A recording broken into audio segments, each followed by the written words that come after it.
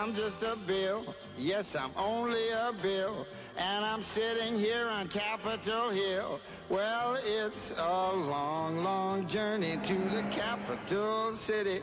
It's a long, long wait while I'm sitting in committee. But I know I'll be a law someday. At least I hope and pray that I will. But today I am still just a bill. Here we are today, Ohio State fans, with another edition of the DeanCast. And today, very happy to welcome in 247 Sports Recruiting East Coast Insider, Brian Dohn. Brian, welcome to the DeanCast today. Hey, man, thanks for having me on. We're going to talk East Coast prospects in Ohio State, because when you look at Ohio State's remaining targets to finish out their 2018 recruiting class, a number of them are from the East Coast, and in fact, several of those East Coast guys are prospects that Ohio State has a great shot of ending up with to finish off their 2018 recruiting class. So we're going to hit on those East Coast guys and start with one of them that, Brian, you and I have talked about certainly in the past, defensive end, offensive lineman Tyler Friday from New Jersey. You've seen Tyler Friday play, being out there on the East Coast. If Tyler does indeed announce for Ohio State, as we expect him to, what do you see Ohio State getting in Tyler Friday? Well, I mean, let's start off. I'm glad you mentioned him as a D end and also offensive lineman, because I've been watching Tyler Friday play for 3 years. I've probably seen him play 7, 8 games plus on the camp circuit. And most times when I watch him play, he's playing offensive line, right tackle or left tackle for the most part.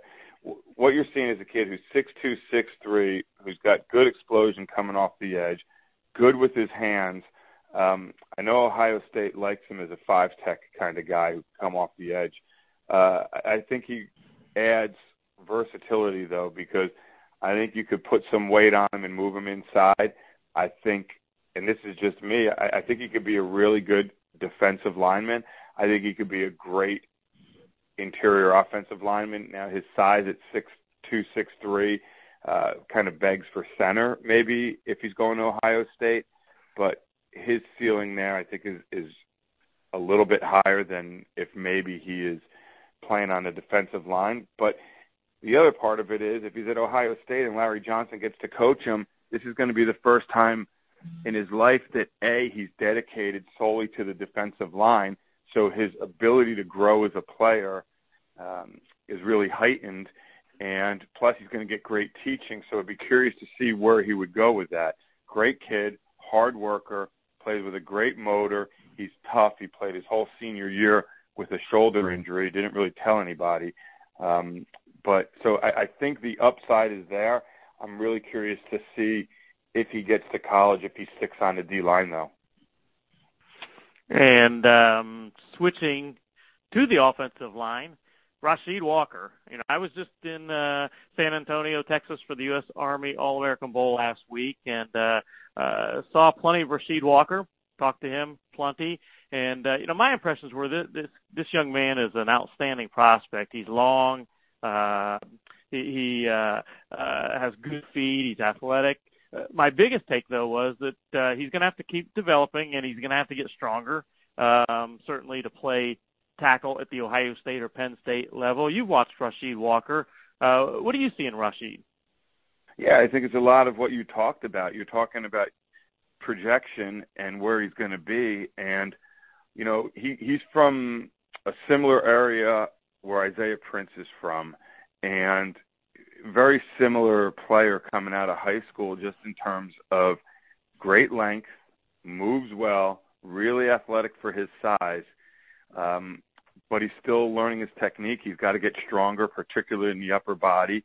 He's going to have to learn to really be quicker with his kick step if he's a kid that's going to play on the edge, and I think he is a tackle in college. He's going to have to make sure his steps are correct when he's coming out and pulling, but the physical talent to be able to move like he moves at that size, and Bill, I know you've met him, you've seen him, and so when he tells you he weighs 290, 295, you're like, what? what? No, you look like you're 270. He's got a great frame, and he's really loose, and he bends well. And he is a kid that when you look at where he is now, you may say, oh, okay, because he doesn't play, Maryland public school football is not the highest level. We're not talking about Cincinnati Moeller here.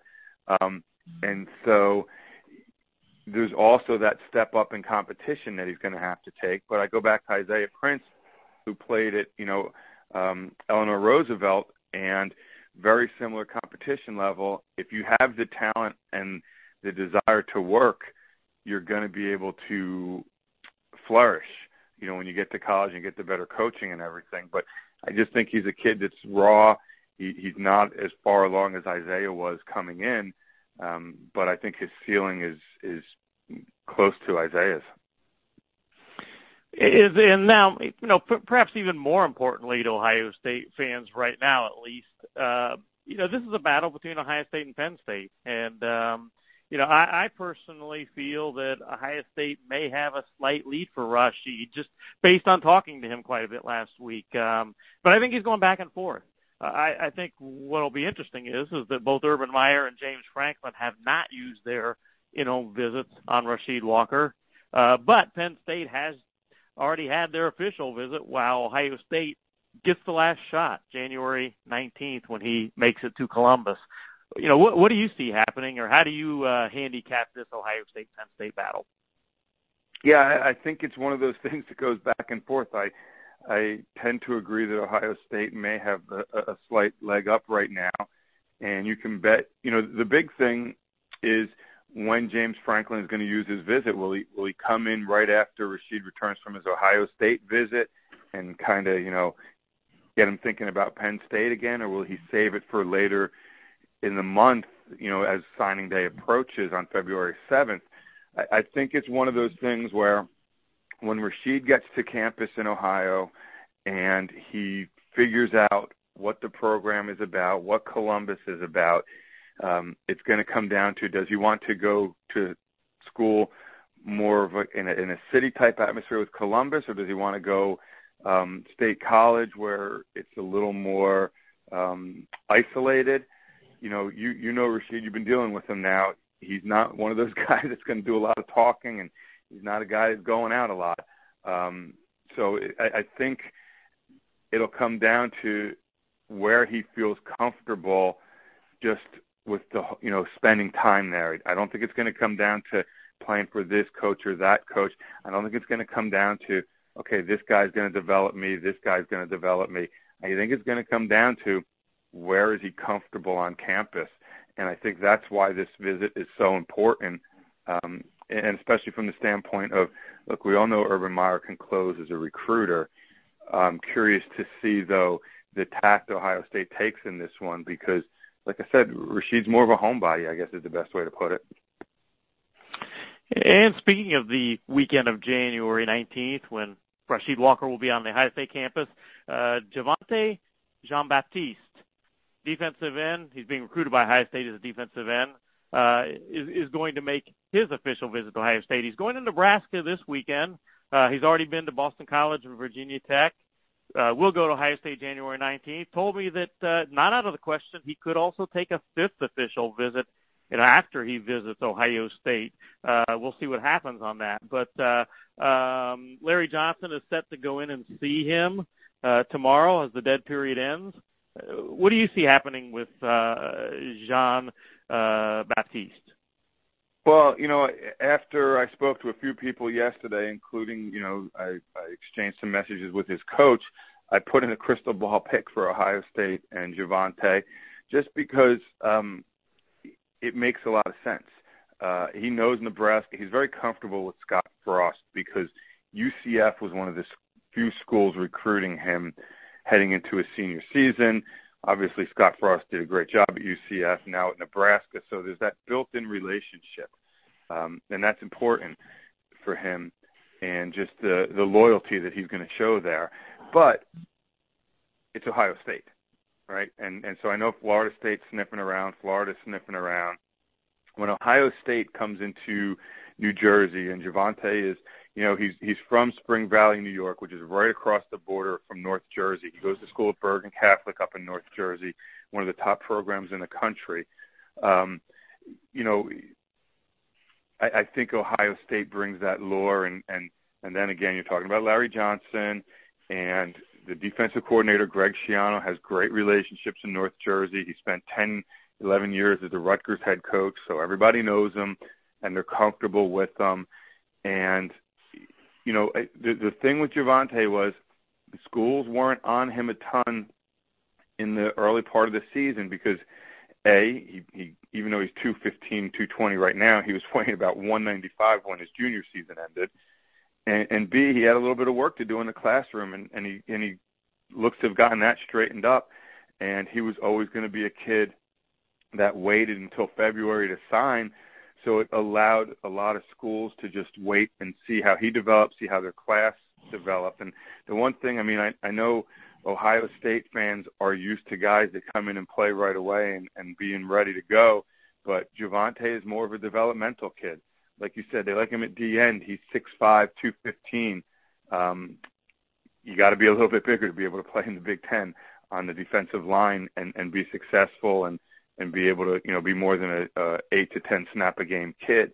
So he's a developmental kid, but he's a really talented kid. And finally, to wrap this up, the Buckeyes, of course, are going to continue recruiting the East Coast, and they're already far along with their 2019 class. Give me maybe one or two class of 2019 guys out your way that you could see ending up perhaps at Ohio State. All right, I'll give you two of them.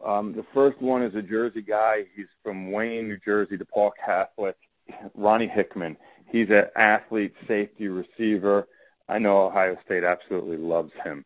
And he is a kid who is committed to Rutgers for lacrosse. Now, he's not going to play lacrosse in college. He's already said that, but he remains committed there.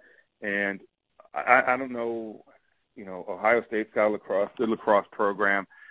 So this kid's a midi in lacrosse. He runs like crazy, got great agility, and his ability to accelerate in and out of cuts as a receiver is tremendous. I love him as a safety playing downhill. He'll come and hit you. He also has the speed to cover to the sidelines. He's a guy to watch. I think right now, when you look at it, the biggest competition for him is going to be Penn State. His quarterback, Taquan Roberson, in the 19 class is already committed to Penn State.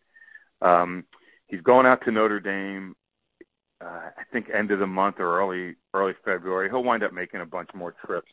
That's one kid. And the other kid to watch is a kid out of Massachusetts. And I know people are probably shocked to hear Massachusetts because it doesn't come up much in recruiting. But Lewis Sine is a safety at Everett High School in Massachusetts who Ohio State absolutely loves. I saw him at the Future 50 Under Armour Combine last week down in Orlando.